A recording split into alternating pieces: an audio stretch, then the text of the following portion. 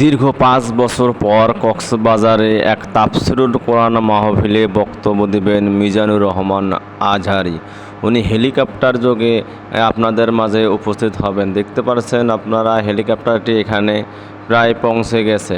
কিছুক্ষণের মধ্যে হেলিকপ্টারটি নামবে। আপনারা এখানকার দর্শক এবং প্রশাসনেরা গভীর আগ্রহে অপেক্ষা করতেছে কখন মিজানুর রহমান আজহারী নামবে। এইমাত্র সে ল্যান্ড করলো এক মাঠের মধ্যে এবং কিছুক্ষণের মধ্যে নামবে।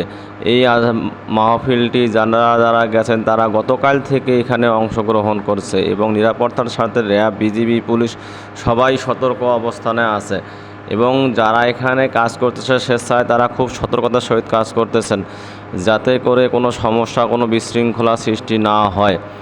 এই মাহফিলটি সবার অংশগ্রহণ করা উচিত, কিন্তু দূরে যারা আছেন তারা অংশগ্রহণ করতে পারছেন না, তাই সবাই লাইভ দেখে এখানে শরিক হন।